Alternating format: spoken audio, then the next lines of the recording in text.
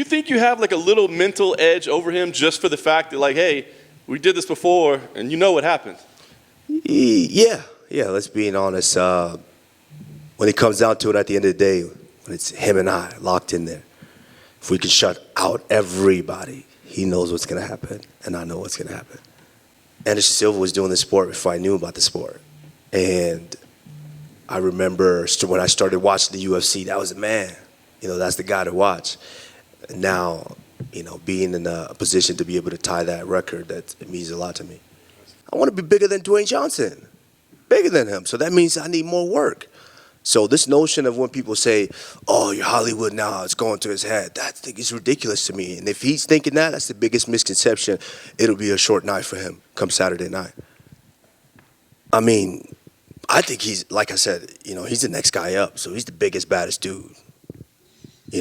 According to everybody, he's the biggest, baddest dude. And I think skill-wise, he's very, very, very good. But when Masvidal was up here, come on, we were singing this different tune. He's the most dangerous striker. He's never been finished. He's slick. He's nice, which he is. Very, very good striker. And, they were singing that tune. And we all saw what Masvidal did to him over there in London. Whether you're a striker, whether you're a wrestler, whether you're a grappler, it doesn't matter. At the end of the day, I have one thing that they all don't have, and that is the ability to go out there and get the win.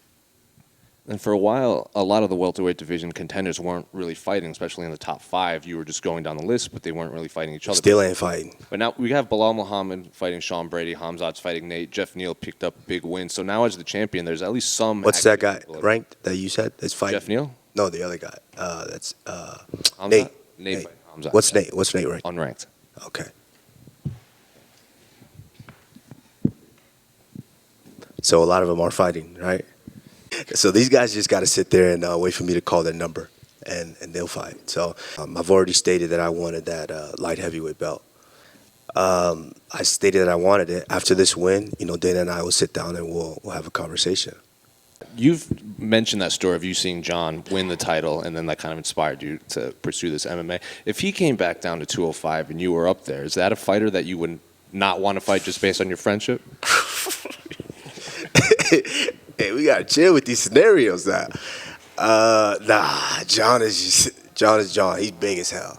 He's big as hell, which is why he can easily make that transition to light heavyweight. If the money's right, I'll try my luck. But John is great. John is a fantastic competitor, and definitely in that conversation is the best ever.